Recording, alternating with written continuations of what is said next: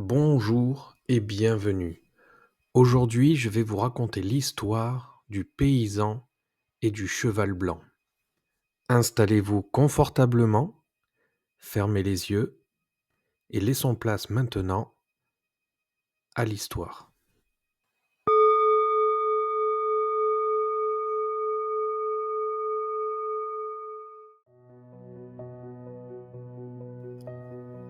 Un jour, un pauvre paysan chinois travaillait dur.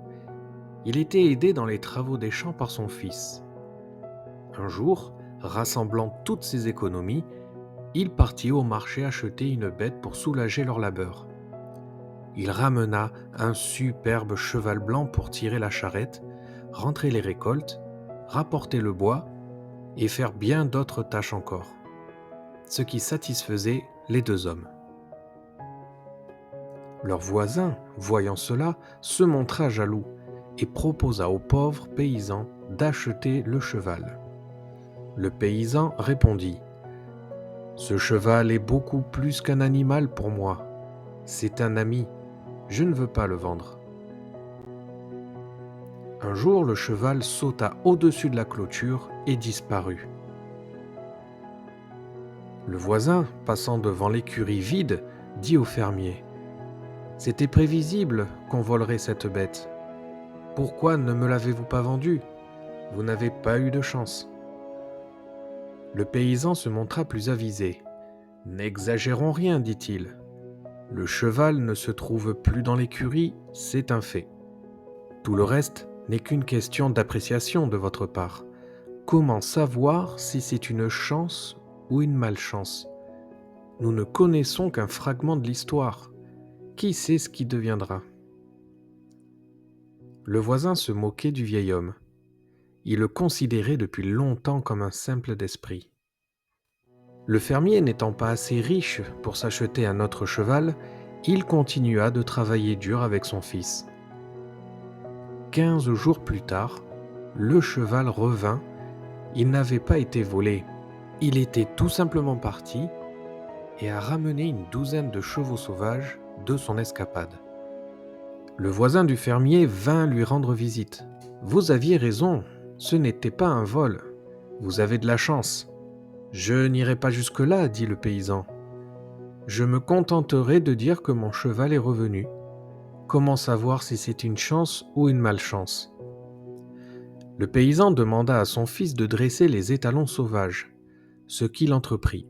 Au cours d'une séance de dressage, un des chevaux jeta son cavalier à terre et le piétina, lui cassant la jambe. Le voisin vint une fois de plus pour donner son avis. « Pauvre ami, vous n'avez pas de chance. Voici que votre fils unique est estropié. Qui donc vous aidera pour les travaux de la ferme ?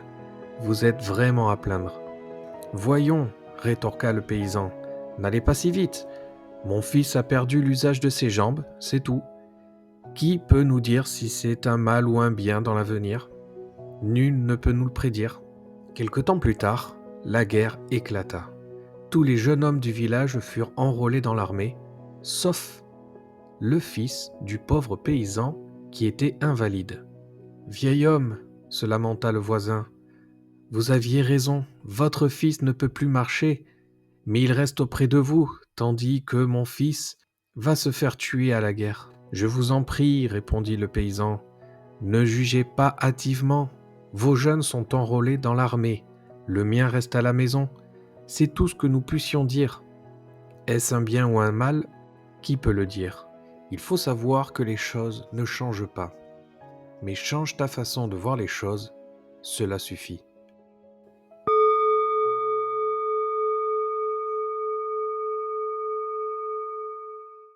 Cette histoire nous invite à ne pas se laisser emporter par nos émotions, qu'elles soient négatives ou positives, et à ne pas porter de jugement hâtif sur les événements de la vie.